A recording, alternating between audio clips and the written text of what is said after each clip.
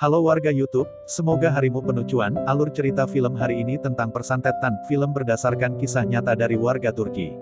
Baiklah, petaka ini berawal dari cinta Asnur yang ditolak oleh Kudret. Lagi pula Asnur ini sepupuan dengan Kudret. Kalau yang namanya nafsu itu ya, terkadang manusia dibikin lupa aturan. Datanglah Asnur bersama temannya ke rumah dukun, bernama Hoja. Asnur datang dengan niat ingin menanyakan apakah dia bisa menikah dengan Kudret. Hoja melakukan pemanggilan jin. Lalu jin itu merasuki teman Asnur. Jin itu mengatakan Kudret bukan pria yang tepat untuk Asnur. Bila bersama, Asnur tidak akan memiliki anak. Kudret pria yang kejam, mendatangkan kehancuran dan malapetaka. Setelahnya, Hoja berpesan supaya Asnur menjauhi Kudret. 12 tahun kemudian, di bulan Mei tahun 2009, ternyata Asnur memiliki hubungan gelap dengan Kudret. Asnur telah menjadi janda dan Kudret udah beristri serta memiliki anak. Asnur mengunjungi kedai Kudret. Pria itu cepat menutup pintu, memarahi Asnur untuk tidak datang ke kedai. Asnur datang dengan alasan Kudret tidak mengunjunginya. Udah 2 minggu, bahkan Kudret tidak menjawab telepon Asnur. Sementara Asnur lagi hamil 4,5 bulan. Ya tentu aja Kudret tidak ingin janin itu hidup, menyuruh Asnur menggugurkan. Tapi Asnur berkeras hati untuk melahirkan anak haram itu. Lagi pula udah terlambat untuk dibuang karena janin udah besar. Asnur maksa pakai nama Kudret di akte kelahiran nanti. Enak aja kata Kudret, dia tidak mau makan malu punya anak haram. Dia mengatakan telah dijebak oleh Asnur, karena Asnur sering menggodanya pakai susu cap enak. Biarlah semua orang panggil anak haram, apakah dirinya sehina itu melahirkan anak haram. Daripada digugurkan, kata Asnur. Terus Kudret nampar Asnur sampai jatuh. Asnur mengumpat, dia berdiri ternyata darah meluncur di kakinya. Asnur perempuan pembawa sial kata Kudret, dia segera nelpon Hafiz kawannya untuk membawanya ke rumah sakit. Kita beralih ke rumah Kudret, ini Nisa istri Kudret, sedang menyuapi makan ibunya yang lumpuh. Ibunya cuma makan bubur dan irisan roti, di sebelahnya duduk Ceida, putri Kudret dan Nisa. Ceida ini buta, dia berteman dengan boneka itu, dia menyukai boneka yang diberikan oleh bibinya, si Asnur. Di rumah sakit, Kudret mengabarkan pada Asnur, janin itu telah tiada. Kudret merasa lega, satu masalahnya pergi, tapi Asnur marah-marah karena Kudret telah membunuh janinnya, apalagi melihat ekspresi Kudret yang enjoy aja, semua udah takdir Allah kata Kudret. Kudret mengancam, ini terakhir kalinya dia melihat Asnur, jangan pernah lagi mengganggunya. Asnur nangis, minta maaf pada Kudret, niatnya gak mengganggu tapi ini dorongan cinta, katanya. Kudret gak peduli. Jika masih mengganggunya, Kudret akan menceritakan semua pada ayah Asnur dan Asnur akan diasingkan ke kampung. Telah dicampakkan oleh Kudret, Asnur masih tabah mengejar Kudret, cuma dialah cintanya Kudret dan pantas untuk Kudret. Bukan main perasaan Asnur, begitu terobsesi dapatin Kudret. Saat Kudret lagi tidur, Ceida membawa sepasang mata dan meminta Kudret meletakkan di mata supaya Ceida bisa melihat seperti ayahnya. Rupanya Kudret bermimpi buruk, merupakan bentuk penyesalan Kudret, karena ketika Nisa mengeluh sakit akan melahirkan, Kudret anggap sepele, nggak mungkin kehamilan 6 bulan melahirkan, pikir Kudret, ternyata ketuban Nisa pecah, akibat Kudret bukan suami siaga. Ceida mengalami cedera di saraf matanya. Asnur mengatakan pada mertuanya, akan pergi ke acara khitan anak temannya, ibu mertua melarang, tidak boleh janda pergi jauh sendirian, biar ibu Asnur aja yang pergi. Menantunya bilang kalau ibunya sedang sakit jadi Asnur yang gantikan, lagi pula kenapa janda gak boleh keluar, dirinya adalah wanita bebas, tanpa ikatan. Kudret bilang ke Hafiz, Fiz, soal Asnur jangan dibocorkan. Aman Dret, rahasiamu terjamin, jangan berhubungan lagi dengan itu cewek, gak baik, fokus aja dengan keluarga kecilmu, hidup jangan nambah masalah. Asnur menjumpai Hoja, menceritakan semua yang terjadi. Hoja bilang, dulu sudah diperingatkan untuk menjauhi masih saja dilakukan. Aduh maaf, gimana ya Pak Dukun, gak bisa nahan nafsu sih, jawab Asnur, tolong ya Pak dibantu, Kudret harus jadi miliknya, ini seperti hidup dan mati. Banyak yang harus dilakukan, lagi pula sangat berat tanggung jawabnya, lebih baik lupakan Kudret, ucap si Dukun. Asnur bawain Hoja upah lumayan banyak, tersisa duit untuk ongkos pulang aja. Pas lihat duit, Hoja pun membanggakan diri soal kemampuannya yang hebat itu, dia akan membuat Kudret jadi milik Asnur, tapi katanya, sebaiknya bayar dengan seikhlas sesuai kemampuan. Lalu Asnur melepaskan gelang-gelang emas supaya Hoja bersemangat untuk menolongnya. Hoja menanyai nama istri Kudret dan siapa aja yang tinggal bersama Kudret. Asnur mengatakan Nisa istri Kudret, Ceida dan ibunya Nisa yang lumpuh. Hoja menjelaskan pada Asnur, peringatkan Asnur untuk mendengar perkataan Hoja baik-baik. Hoja akan menyantet Nisa dengan mantra babi, mantra ini sangat ampuh, cuma Hoja yang mampu melakukan itu, katanya, jin juga memiliki agama kayak manusia, Hoja akan bekerja sama dengan golongan jin Ansar, jin ini beragama Kristen yang paling-paling jahat dan paling benci dengan umat Islam. Hoja akan meminta jin itu merasuki badan Nisa, menawan roh Nisa, sebelum malam kelima, Nisa dan semua keturunan Nisa akan musnah, yang ada kaitan hubungan darah aja. Lalu Nisa berkeluh, ada Ceida, akan mati juga kah? Asnur mencemaskan Cheida, dia sayang pada Cheida. Ya tentu aja kata Hoja, anak Asnur juga mati karena kudret, jadi adakah yang peduli? Asnur diam seakan masih berpikir. Lalu Hoja menerangkan, untuk meyakinkan Jin Anzar ini, Hoja harus melakukan penistaan agama Islam supaya Jin ini melihat Hoja sebagai manusia kafir, menuliskan ayat pada tulang kaki mayat yang baru meninggal, lalu dibungkus dengan usus babi, tapi perlu sesuatu dari badan Nisa seperti rambut, air liur, kuku, darah, selain itu foto Nisa juga harus disertakan. Asnur bingung, inginkan cara lain tapi dia juga gak punya pilihan, maka Asnur sepakat supaya Hoja melakukan itu. Malam itu juga Hoja membunuh babi ternaknya dan mulutnya komat kamit, setelahnya dia menyembelih perut babi diambil ususnya, selanjutnya Hoja ke pemakaman, menggali makam baru, memotong kaki mayat. Besoknya, Asnur main ke rumah Nisa terus mereka ngobrol-ngobrol, Asnur bilang pingin pip, pergilah dia ke kamar mandi. Asnur melihat-lihat benda yang mungkin bisa dibawa, mengambil rambut disisir, menyimpannya dengan tisu, ketika Asnur akan membuang tulang gulungan tisu, Asnur melihat pembalut berdarah, wah, segera dia mengambil lalu dibungkus dengan tisu, benda itu dia masukkan dalam tasnya. Terus Asnur pamit pulang, dia sedih dan memeluk Cheida, Nisa bilang entar lagi kudret pulang, apa tak ingin menunggu dulu. Enggaklah kata Asnur, karena dia terburu-buru, kapan-kapan dia akan datang lagi. Di jalan pulang Asnur berpapasan dengan Kudret, alangkah marahnya, Kudret tahu kalau Asnur pasti dari rumahnya.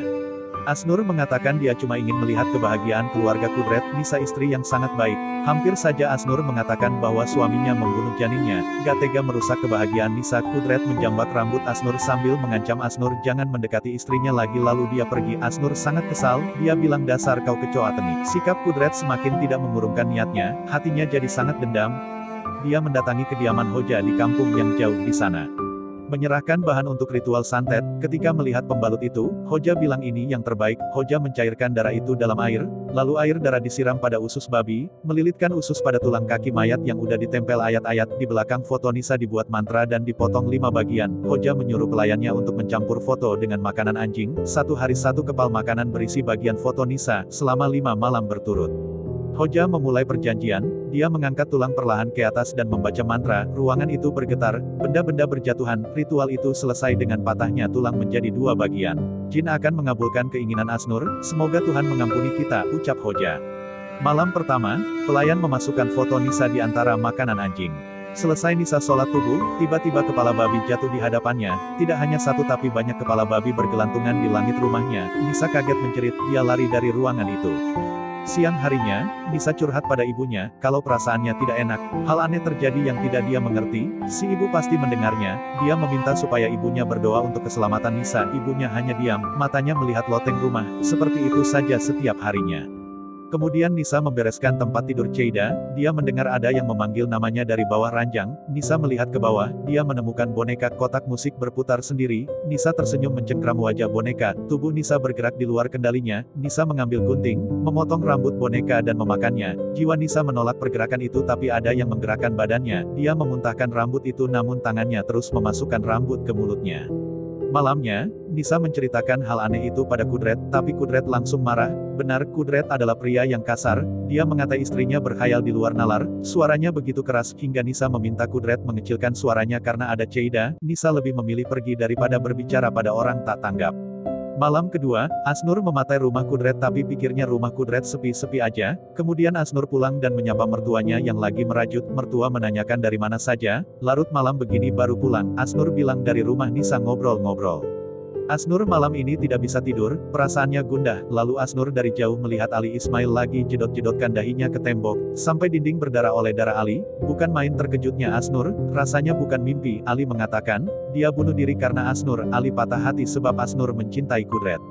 Ali menyilet lengannya, memperlihatkan seperti itulah yang dilakukan Ali ketika bunuh diri, sekarang Ali ingin sayat Asnur dengan pisau silet, Asnur kejang menjerit-jerit ketakutan, lalu mertua datang ke kamar, menanyakan Asnur apa yang terjadi.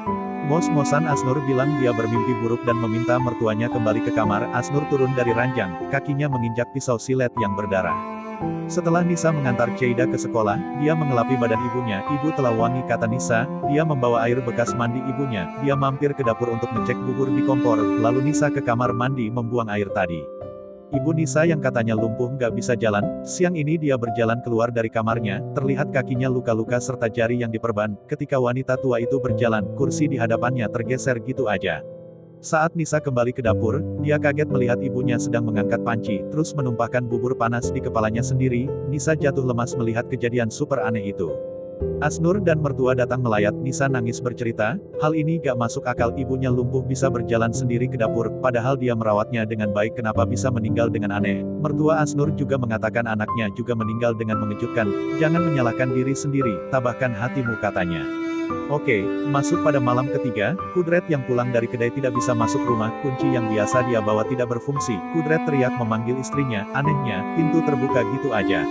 Dia mendengar Cheida memanggil, si anak menyalahkan Kudret karena Kudretlah Cheida gak bisa melihat, lalu terdengar lagi suara Nisa memanggil dari atas. Kudret mengikuti suara itu, mendapati orang berselimut kain putih lagi duduk, dari arah belakang muncul Nisa dengan rupa seram, menanyakan Kudret dari mana aja, kok baru pulang selarut ini. Kudret tidak bisa menjaga keluarga, suka berfoya-foya dengan pelacur, dari arah depan muncul Asnur berwajah seram. Hal itu hilang ketika Cheida muncul, Kudret langsung memeluk putrinya itu. Paginya, Kudret cerita ke Nisa kalau dia juga dihantui, merasakan seperti yang diceritakan Nisa beberapa waktu lalu. Dia berencana menemui Ustadz untuk meminta pertolongan.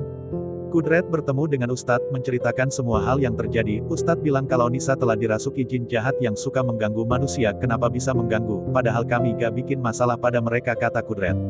Mungkin Kudret tidak ada tapi mereka ada perhitungan pada Kudret, terangnya. Ustadz ini pun dulunya pernah diganggu juga sama jin yang suka dengan istrinya, kemudian dia pergi ruqyah selama 1 jam pada ulama, semenjak itu tidak ada gangguan lagi, tapi sekarang ulama itu telah tiada, dia menjadi Ustadz berkat dididik oleh ulama itu.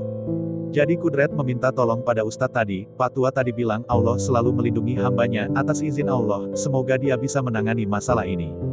Nisa yang lagi menjahit mendengar suara ibunya memanggil. Nisa jadi penasaran arah suara dari kamar mandi. Nisa membuka pintu, melihat ibunya lagi iris-iris roti di kloset. Si ibu menoleh dengan wajah seram. Nisa sangat kaget. Si ibu mengambil roti dalam kloset lalu memakannya. Itu membuat Nisa jijik ingin muntah. Wanita itu mendekati Nisa. Dia bilang perutnya lapar ingin makan roti seperti yang Nisa buatkan untuknya. Nisa ketakutan, badannya gemetar gak karuan.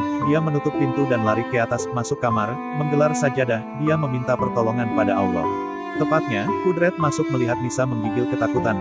Nisa bilang dia udah gak waras melihat hal yang gak wajar. Kudret menenangkan Nisa, besok mereka akan pergi ke ulama. Malam keempat, di rumah Asnur listriknya mati. Malam ini agaknya langit kilat berpetir, merasa mendengar sesuatu di kamarnya. Asnur ngecek kamarnya, ada sosok wanita lagi duduk. Terlihat berwajah Nisa yang seram lagi gendong bayi berlumur darah. Dia bilang, bayi Asnur laki-laki, hasil berbuat zina dengan anak tantenya sendiri, bayi itu cacat, katanya. Nisa seram mendekati Asnur dan menjambak rambut keriting Asnur. Hantu itu bilang, suami siapa yang Asnur goda? Perempuan sialan, katanya, dan hantu itu menghilang. Asnur udah tergeletak di lantai, sangat membingungkan Asnur, kenapa dirinya juga dihantui oleh jin suruhannya sendiri. Asnur nelpon Hoja, si dukun, dia diganggu hantu, katanya. Dukun nanya, udah berapa yang mati di rumah Kudret? Asnur jawab, baru ibunya Nisa. Asnur kembali bertanya, apakah jin yang merasuki Nisa akan membahayakannya? Hoja bilang, adakah Asnur punya ikatan darah dengan Nisa? Ya tentu aja enggak, kata Asnur. Kalau begitu tidak ada hal perlu Asnur cemaskan. Jangan takut, kata Hoja. Dan ternyata, percakapan itu didengar oleh mertua Asnur. Di rumah Kudret, Nisa sedang menjahit baju Cheida. Anaknya sedari tadi menanyakan keadaan neneknya, apakah udah di surga. Nisa pun menjawab, ya nenek akan masuk surga tapi bukan sekarang karena kiamat aja belum. Nisa merasakan dirinya agak lain, menyuruh Cheida duduk. Dia pergi ke kamar mengambil syal dan kursi, meletakkan kursi tidak jauh dari anaknya. Nisa mencium kening Cheida. Nisa tahu bahwa dirinya digerakkan tapi dia tidak bisa menghentikan. Nisa mengikat syal pada lampu gantung, menjerat lehernya, menjatuhkan bangku. Kini Nisa seperti gantung diri di depan anaknya yang buta. Syukurnya Kudret datang, segera menolong Nisa. Di tempat lain, Ustadz ini dengan persiapkan untuk ruqyah, sebuah kursi dikelilingi 4 Al-Quran. Kudret berpamit pada Cheida malam itu. Cheida tidak ikut, dia bersama mertua Asnur. Mertua Asnur juga telah menceritakan yang dilakukan Asnur. Kita balik di kediaman Asnur, dia sedang makan dengan tidak tenang. Lama-lama makanan di piring berubah menjadi lintah. Asnur muntah keluar lintah dari mulutnya, perutnya sangat sakit. Asnur berlari, mengambil ponsel nelpon Hoja, tapi ponsel terbuang, tangan Asnur tidak bisa dikendalikan, bergerak sendiri. Asnur bingung, dia berucap minta tolong pada Tuhan. Namun tulang Asnur bergerak tidak wajar, seperti dipelintir, dipatahkan dengan posisi yang gak wajar. Asnur mati dengan belulang yang remuk. Jadi Kudret membawa Nisa pada Ustadz, menceritakan semua yang dilaporkan mertua Asnur atas perbuatan Asnur. Pak Ustadz mengatakan telah terjadi perjanjian dengan jin jahat, tentu kasus ini sangat berat.